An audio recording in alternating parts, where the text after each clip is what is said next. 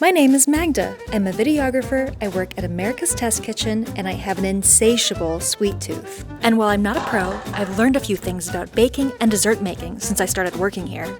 Show-stopping confections may look intimidating, but if I can do it, anyone can. So let's do this together and make some dessert. Homemade yeasted donuts have the potential to be out of this world tender and delicious, but they can take a lot of time and a lot of planning. I seriously love donuts, but I'm not waking up any earlier than 9 a.m. on a weekend to make them. I love this recipe for homemade donuts because it splits the work over 2 days. I can mix up the dough the night before, let it rest in the fridge overnight, and then roll, cut, and fry my donuts the next morning. No early wake up, and I get dreamy, chewy, raspberry glazed donuts that beat any drive-thru or store-bought version I've ever had. I can't wait to show you how I've learned to make them, so let's get started.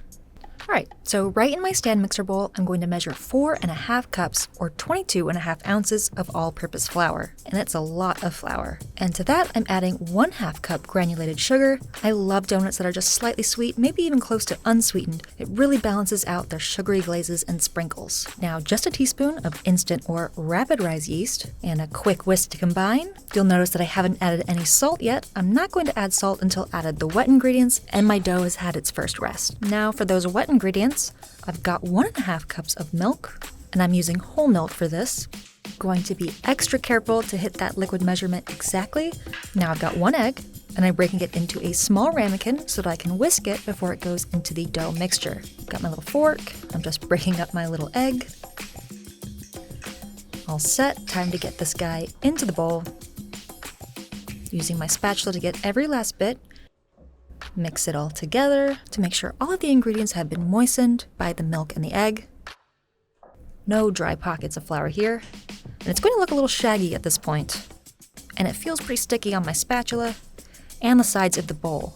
This is about what it should look like at this point. Now it's time to break out the big guns, my stand mixer. I'm going to need my dough hook attachment for this. I'm not much of a bread baker, so my dough hook doesn't get as much use as it deserves. Alright, my speed is set to medium-low. I'm going to let this go for about 2 minutes. Just letting my stand mixer do the kneading for me. The mixture looks pretty rough around the edges right now, but eventually it's going to turn into a satiny, stretchy, perfectly pliable ball of dough. I've got a pretty cohesive mass here, so don't let my dough go through its first rest. I'm not even going to take my mixer bowl out of the stand mixer. I'm just going to wrap the bowl with plastic and let it sit for 20 minutes. Once that 20 minutes has passed, it's time for me to add my salt. And that's about 1.5 teaspoons. Dough hook goes back on.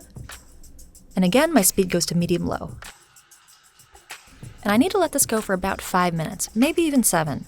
And because I'm a multitasker, I'm just going to step away, maybe check a few emails, switch my laundry. And when my timer goes off in 5 minutes, I'll come back and check on the dough.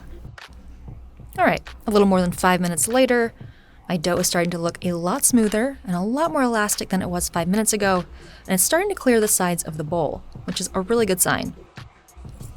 Alright, ready to add my butter, and that's 8 tablespoons of softened butter that I've cut into 1/2 inch pieces. That's pretty important because I need to add this butter 1 piece at a time. And each piece needs to incorporate completely into the dough before I can add the next one. So having this butter softened and cut into small pieces is really going to help make this go a lot faster. Every so often, I'm going to bump the speed up to high, try to encourage that butter to incorporate faster. See, it's sticking to the sides of the bowl, but with enough time, it will incorporate. All right, last piece of butter. And this is kind of what I was talking about earlier. The dough is starting to take on a silky, satiny look, and it's completely clearing the sides of the bowl. This is going to be so fun to roll out. I'm so excited. But before I can do that, it's time to get this dough ready for its long rest. All right, so I've got a large greased bowl ready to go. I'm going to flip this dough over and form a kind of a large bowl of sorts and just smooth it out as much as I can. Cover it with plastic wrap, and before I take it to the fridge for its 24-hour rest, I'm going to let it sit on the counter at room temperature for about an hour. After that, it goes into the fridge for a step called cold fermentation. That's just going to help me roll and cut the dough a lot faster when I wake up in the morning, so into the fridge for at least 24 hours. Alright, so theoretically, I just woke up, and I'm really excited to get to these donuts. First things first, I need to line a sheet pan with parchment paper. Dust it with a little bit of flour so nothing sticks. This is where my donuts are going to go so they can rise in the oven. And you can kind of see how much this dough has already expanded over the last 24 hours. and it should pop out of the bowl pretty readily. And if that's not the prettiest dough you've ever seen, then I don't know what is, because it is so puffy and elastic. I'm just going to push this dough into an 8 by 8 inch square. Eventually, I need to get this piece of dough into a 10 by 13 inch rectangle, rolling in one direction first, then rotating the square of dough to make sure that it's not sticking to the counter. Just guiding this piece of dough into that rectangle shape. Occasionally, I'm just going to use my fingers to gently pull it into that 10 by 13 inch shape. And this is starting to look really close to what I need in terms of width and length. So I'm going to use my ruler to make sure I hit those exact measurements. This checks out, so I'm going to break out my donut cutters. I'm using a 3-inch round and a smaller 1-inch round. That part is also pretty important, again, because I need those 12 donuts, and not having the right size will obviously produce bigger or smaller donuts. So 3 inches and 1 inch. And then grab my little hole cutter, make sure I hit it with some flour, and make a cute little donut hole. Onto my floured sheet pan to hang out for a bit. Here we go for number 2. Again, keeping in mind that I need to keep these as close as possible to each other, and checking every so often to make sure my dough hasn't tightened up and it's the right measurement.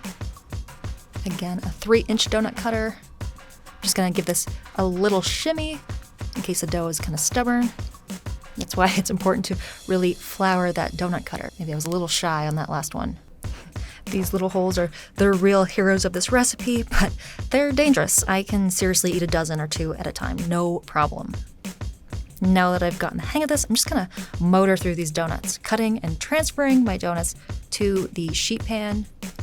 You can probably tell it's gonna be a little tight getting 4 more donuts out of this sheet of dough. I can just stretch it a little bit, I think. Look at those beautiful donuts. It looks like I made it. Unfortunately, I can't really re-roll the scraps and start again, at least not right away. Starting to tense up a bit, and it would really resist any attempts to form it back into a rectangle for more cutting. But that doesn't mean I'm going to throw it away. I'm just going to push it into a little ball, wrap it with plastic again, and send it back to the fridge to relax. I can reuse this later to make little buns for dinner or sandwiches. It's pretty easy to get creative here. All right, off to the fridge. Okay, these donuts need 1 more rise before they go into the fryer.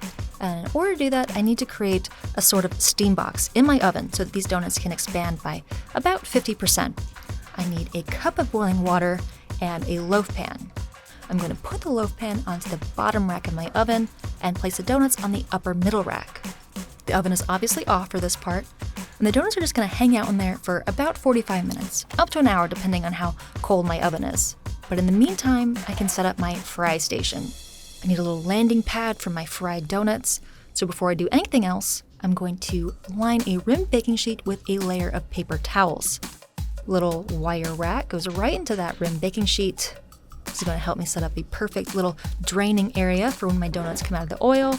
So I've got about 20 minutes before my donuts are ready to come out of the oven, so now's a good time to start warming up my oil. I've got my large round Dutch oven, and to that I'm adding about 2 quarts of vegetable oil. As you can see, I'm not pouring from a large measuring cup. I'm actually going to break out my ruler again, and when I see that I've hit about 1.5 inches deep in my Dutch oven, that's when I know I've got 2 quarts of oil in there. I'm going to set my burner to medium-low heat, let it slowly come up to temperature. I'm looking for the oil to be about 360 degrees.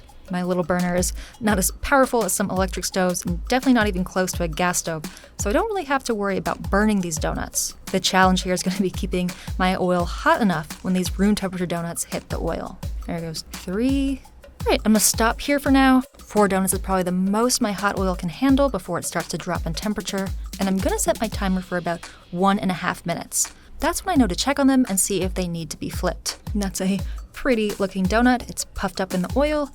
It's golden brown like I was hoping for, so I'm going to safely flip the rest of these donuts. All right, timer set for another 1.5 minutes. Just going to push them around the oil. 1.5 minutes later, I can transfer these donuts to the wire rack where they will drain and cool. And I know this seemed like a lot of work when I was mixing and kneading my dough yesterday, and this is definitely a project, but these donuts are seriously so gorgeous. It's going to be so worth it when I get to eat these. I mean, look at that. That's a nice donut. All right, time for round 2, and this time I think I'm just gonna stick to 2 donuts in the oil and maybe a few donut holes. Really wanna make sure that oil stays nice and hot. The donut holes are a little harder to flip than the actual donuts. They kind of just do their own thing in the oil, so I just keep an eye on those and take them out of the oil when they look done. Alright, so I'm about halfway there. Gonna make sure my temperature is still hovering around 360 degrees, using a little thermometer here. Remaining donuts go into the pot. I'm just gonna keep frying and flipping until all of my donuts and donut holes are crispy, puffy, golden brown, and smell delicious. All right, donuts done. They look perfect, but they need to cool for about 20 minutes. But as you can imagine, I've got a bunch of oil that I need to get rid of, so I'm gonna put the top on, set it aside, and let it cool completely, and then I'll save the oil for next time when I wanna fry up some donuts. It's been about 15 minutes. It's time for me to get started on this raspberry glaze. So I've got my blender, and I've got 8 ounces of frozen raspberries that I've thawed. Get all of those into the blender, and these are gonna process until I have a completely smooth puree. And it should look something like this. Now, I don't want any seeds in my glaze, so I'm going to run the puree through a fine mesh strainer. And I'm going to press on the pulp with my spatula to get every bit of raspberry puree, minus the seeds, of course.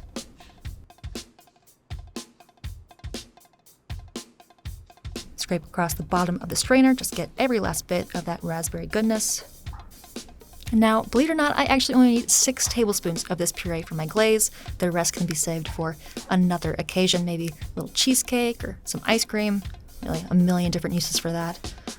Now for my powdered sugar, and that's why I needed a larger bowl, because I need 8 ounces of powdered sugar, which is quite a bit. Gonna whisk, monitoring the consistency as I go. I really like this glaze to be completely lump-free, so I'm gonna be pretty vigorously whisking over here. And once all the lumps are gone, I can switch to my spatula and stir it until I feel like the mixture is just the right consistency, not too thin and not too thick. I really want the glaze to kind of cling to the donuts, not run down the sides. As you can see, I've tested a little glaze on one of my donut holes just to make sure it dried to that kind of matte and shiny finish that I'm looking for. Dunking the donuts into the raspberry glaze, kind of like to let them sink into the glaze before I lift them out. Could you imagine a better looking donut? Second donut into the glaze. Again, just gonna let it float in there for a second.